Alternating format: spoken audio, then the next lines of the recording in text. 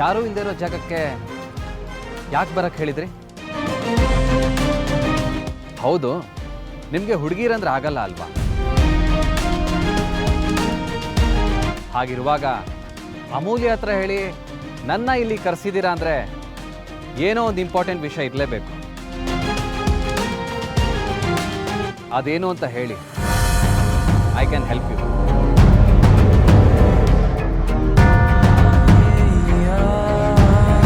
ಪರವಾಗಿಲ್ಲ, ಹೇಳಿ. ನೀವು ಇವ್ರಕ್ಕ ಆರ್ತಿನ ಮದುವೆ ಆಗ್ಬಾರ್ದು. ಇವ್ರಕ್ಕ ಆರ್ತಿನ ಮದುವೆ ಆಗ್ಬಾರ್ದು.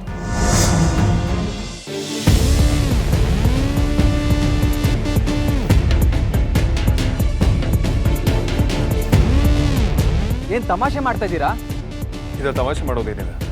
ಅಲ್ಲ, ಎಂಗೇಜ್ಮೆಂಟ್ ಆದಮೇಲೆ ನೀವೀಗ ಹೇಳ್ತಿದ್ದೀರಾ ಅಂದರೆ ನಾನೇನು ಅನ್ಕೊಬೇಕು? ಎಂಗೇಜ್ಮೆಂಟ್ ಆಗಿದೆಯೋ ಇಲ್ವೋ ಐ ಡೋಂಟ್ ಕೇರ್. ನನಗೆ ನನ್ನ ತಮ್ಮ ವಿಕ್ರಾಂತ್ ಲೈಫ್ ಇಂಪಾರ್ಟೆಂಟ್. ನಿಮ್ಮ ತಮ್ಮನ ಲೈಫಾ? ಅದಕ್ಕೂ ಇದಕ್ಕೂ ಏನ್ರಿ ಸಂಬಂಧ? ನನ್ನ ತಮ್ಮ ವಿಕ್ರಾಂತ್ ಇವಳಕ್ಕ ಆರ್ತಿ ಒಬ್ಬರೊಬ್ಬರನ್ನ ತುಂಬ ಪ್ರೀತಿಸ್ತಾ ಇದ್ದಾರೆ.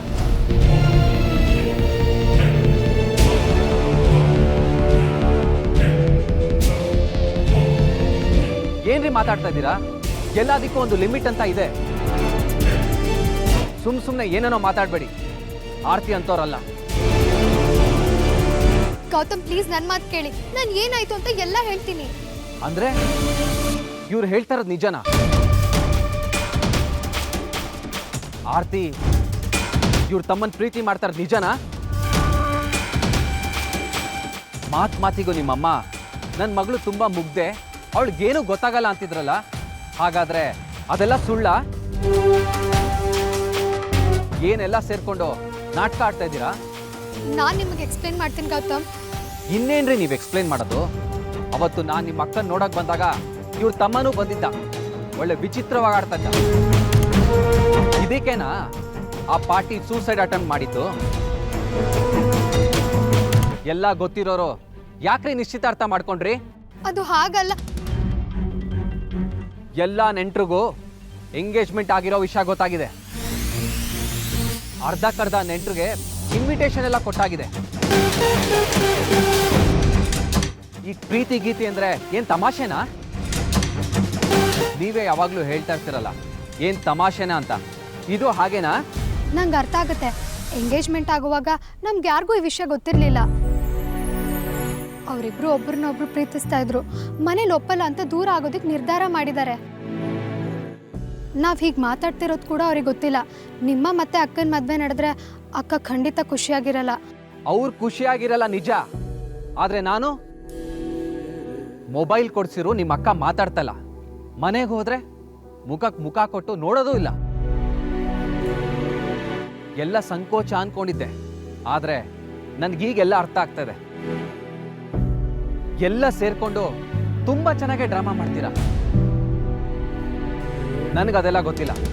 ನಾನು ನಿಮ್ಮ ಅಕ್ಕ ನೋಡಕ್ ಬಂದಿನಾನೆ. ಮದುವೆ ಆದ್ರೆ ಅವ್ರನ್ನೇ ಅಂತ ಡಿಸೈಡ್ ಮಾಡಿದ್ದೀನಿ. ಅವ್ರನ್ನೇ ಮದುವೆ ಆಗ್ತೀನಿ. Listen to my brother. ಈ ಮದುವೆ ಯಾವುದೇ ಕಾರಣಕ್ಕೂ ನಡೆಯೋ ಹಾಗಿಲ್ಲ.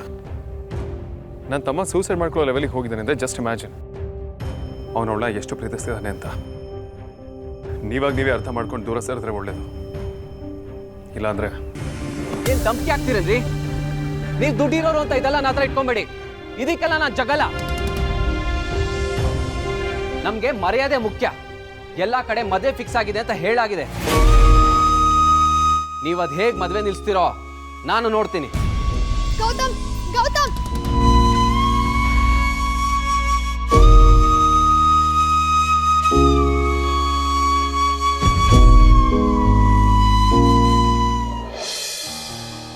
ಇನ್ನೆರಡು ಕೆಲಸ ಆಗ್ಬಿಟ್ರೆ ಮುಗಿದೋಯ್ತು. ಹಾಂ ತಗೊಮ್ಮ ರೀ. ಇವತ್ತು ನೀವು ಡ್ಯೂಟಿಗೆ ಹೋದಾಗ ಅದೇ PF ಲೋನ್ ಬಗ್ಗೆ ಸ್ವಲ್ಪ ವಿಚಾರಿಸಿ. ಹಾಂ, ವಿಚಾರಿಸ್ತೀನಿ. ಗೌತಮ್,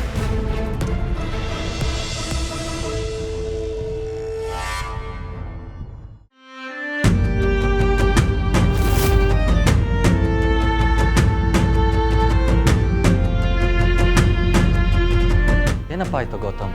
ಮಾವ, ನಿಮ್ಮೆಲ್ರಿಗೂ ಒಂದು ವಿಷಯ ಹೇಳ್ಬೇಕಿತ್ತು.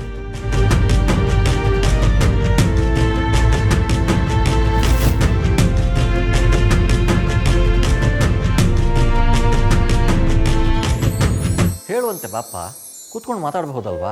ಬಾ ಕೂತ್ಕೋ.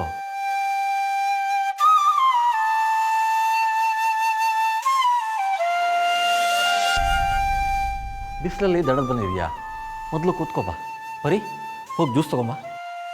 ಅದೆಲ್ಲ ಏನೂ ಬೇಡ ಮಾವ, ನಾನು ಆರ್ತಿಯವ್ರ ಹತ್ರನೇ ಮಾತಾಡ್ತೀನಿ.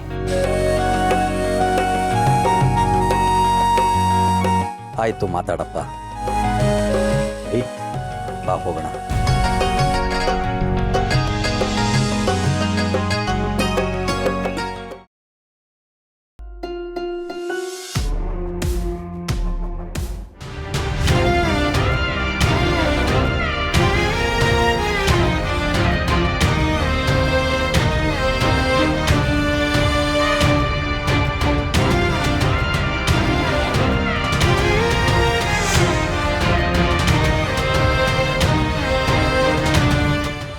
ನಾನು ನಿಮ್ಮ ಮೊಬೈಲ್ಗೆ ಕಾಲ್ ಮಾಡ್ತೀನಿ.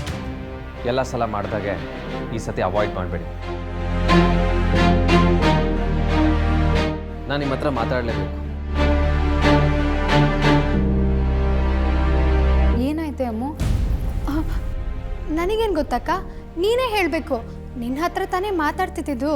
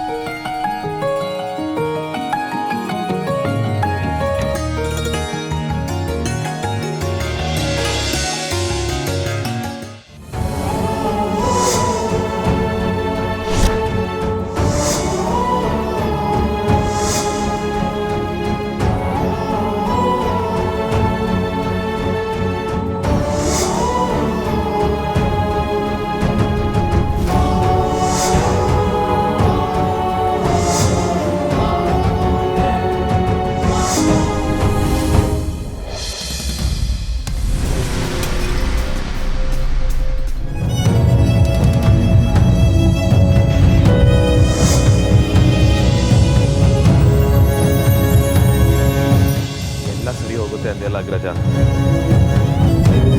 ಅವ್ರ ಮದುವೆ ಇನ್ವಿಟೇಷನ್ ಈಗ ನಮ್ಮ ಮನೆಗೆ ಬಂದಿದೆ. ಒಬ್ಬ ಪ್ರೇಮಿಗೆ ಅವನ ಪ್ರೀತಿಲಿ ಆಗ್ಬಾರ್ದಂತ ಅತಿ ದೊಡ್ಡ ದುರಂತ ಅಂದ್ರೆ ಇದೆ. ನಿನ್ನೆ ಕೇಳಿದ್ರೆ ಮದ್ವೆಗೆ ಹೋಗಿ ಅಕ್ಷತೆ ಕಾಳು ಹಾಕ್ಬರೋಣ ಅನ್ನೋಕೆ ರೆಡಿ ನೀನು. ಯಾಕ್ರಿ ಆರ್ತಿ ಹೀಗೆ ಮಾಡಿದ್ರಿ?